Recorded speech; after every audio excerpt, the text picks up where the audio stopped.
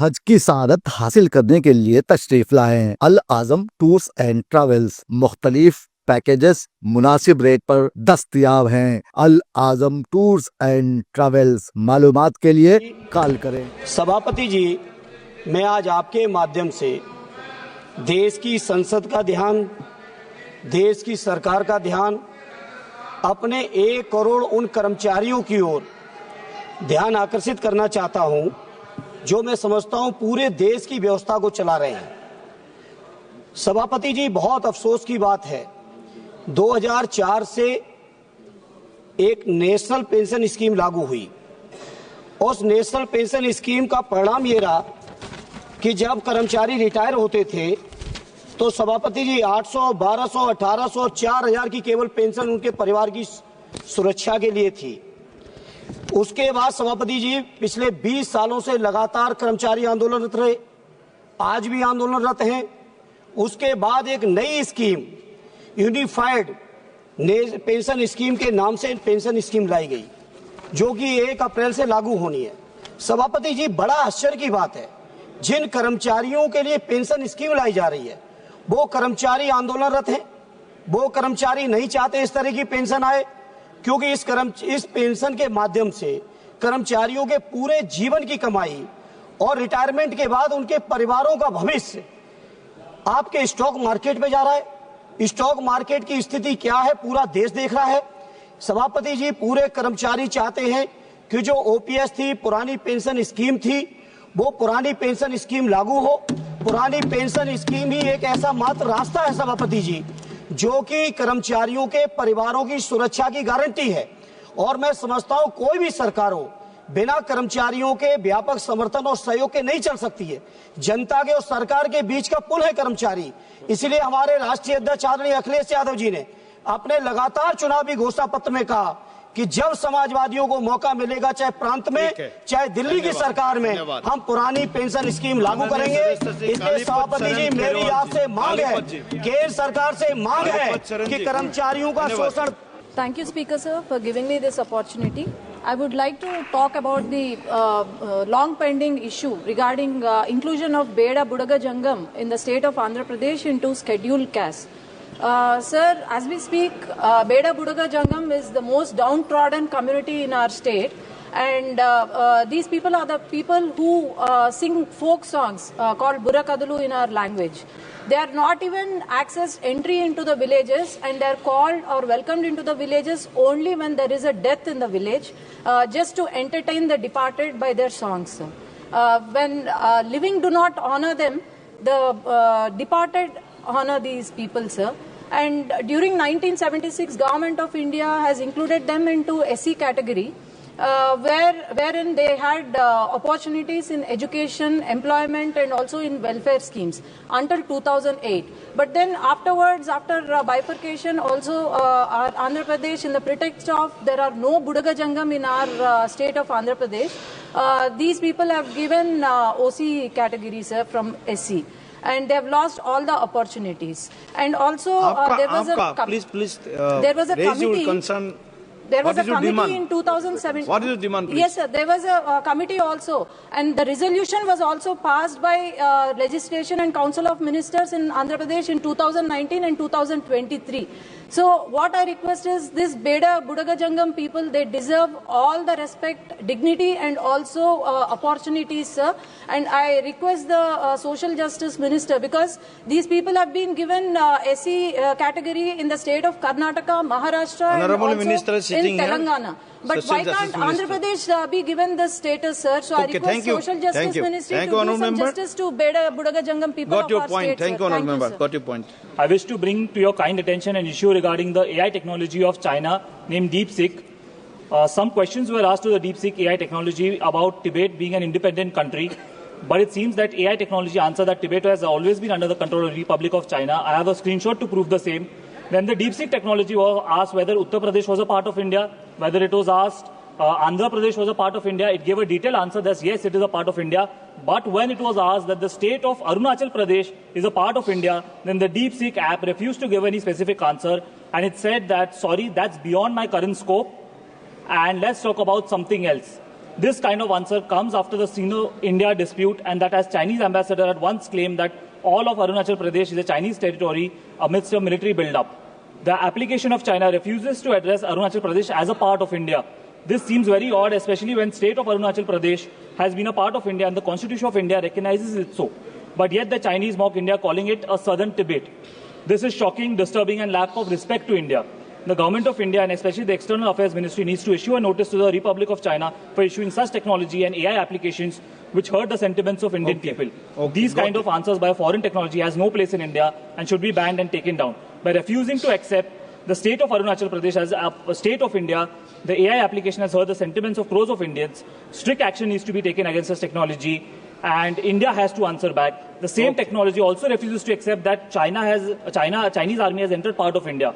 So therefore, I request this concerned ministry, last 30 seconds, if the Indian government really belongs to the man who is 56-inch chest and out of 5.6-inch chest, then show the red eye to the Chinese and make them correct their mistakes. India should not use American or Chinese technology and should develop its own Indian AI technology. Thank you, Speaker.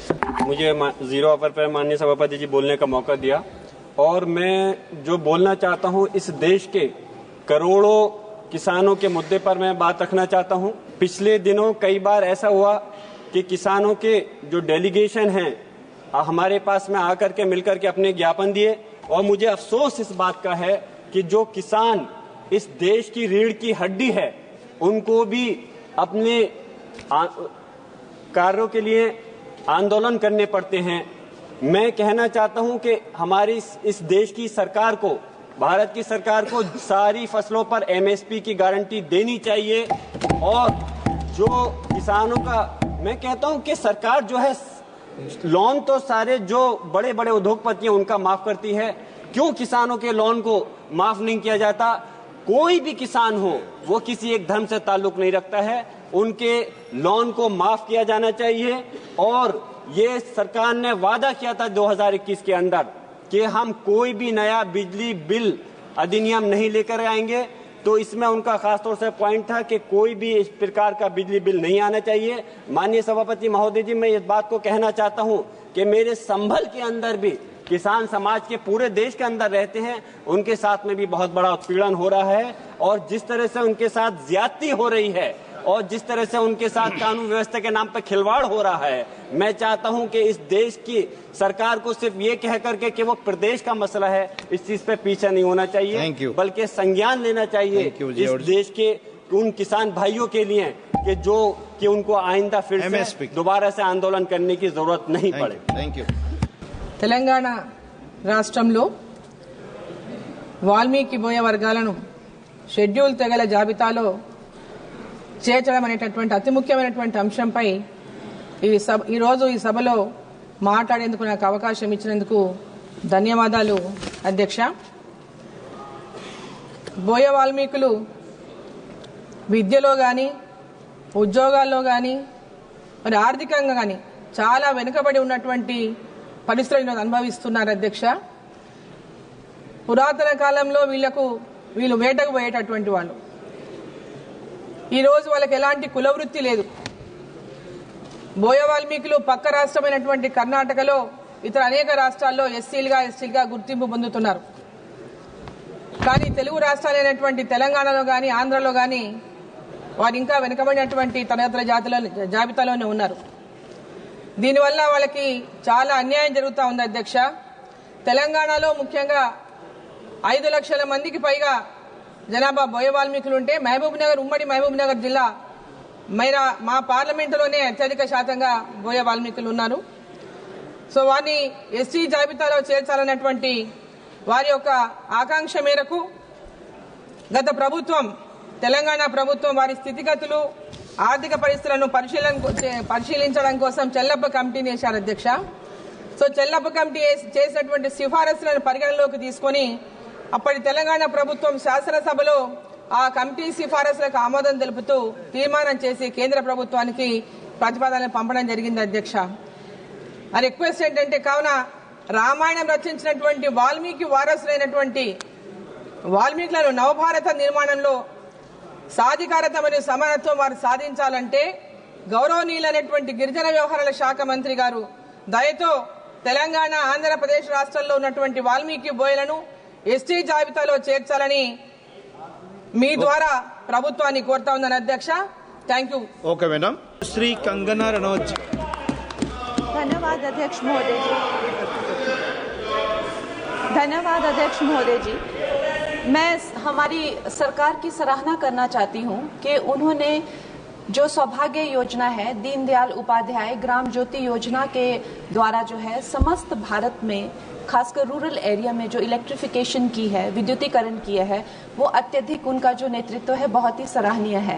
लेकिन साथ ही मैं उनका ध्यान जो है आकर्षित करना चाहती हूँ. हमारे मंडी में जो मेरी ऐसी कई विधानसभाएं हैं जहाँ पे बहुत ही हाई एल्टीट्यूड के बहुत ज़्यादा क्षेत्र हैं, छोटे छोटे गांव हैं जहाँ पे इतनी बर्फबारी होती है, बहुत ही एक्सट्रीम वेदर रहता है और वहाँ पर जो पूरी पावर ट्रांसमिशन इंफ्रास्ट्रक्चर है बहुत ही पुअर है. उसके साथ ही ट्रांसफॉर्मर्स बार बार कोलैप्स करते रहते हैं और उसके कारण वहाँ पे वोल्टेज भी बहुत लो रहता है. थोड़ी बर्फबारी होती है या बारिश होती है सर, बहुत लंबे लंबे पावर कट्स लगते हैं. उनकी वजह से जो है लोगों का पूरा जीवन जो है ठप हो जाता है. कई बार तो कई हफ्तों तक बिजली नहीं रहती है. छोटे छोटे व्यवसाय जो हैं वो ठप हो जाते हैं. और ऐसी एक नहीं, सिराज, बंजार, आनी, कुल्लू जैसी बहुत सारी विधानसभाएं हैं. तो महोदय जी, मैं जो है हमारी पावर मिनिस्ट्री हो गई, जो हिमाचल प्रदेश इलेक्ट्रिसिटी बोर्ड हो गया, उनसे मैं ये बहुत ही विनम्र अनुग्रह करती हूँ कि वहाँ पे जल्दी जो है 100% इलेक्ट्रिफिकेशन की जाएगी. इन एरियाज में पार्शियल इलेक्ट्रिफिकेशन है और उसके साथ ही जो है दे शुड ऑल्सो स्ट्रेंथन जो पावर डिस्ट्रीब्यूशन जो उनका इंफ्रास्ट्रक्चर नेटवर्क है, they should definitely strengthen that. और साथ में ही आई रिक्वेस्ट कि हमारे जो नेतृत्व का जो एक विजन है कि हर नागरिक को जो इलेक्ट्रिसिटी मिलनी चाहिए रिगार्डलेस ऑफ ज्योग्राफिकल कंस्ट्रेंट, तभी हम लोग पा सकेंगे. धन्यवाद. Thank you. श्री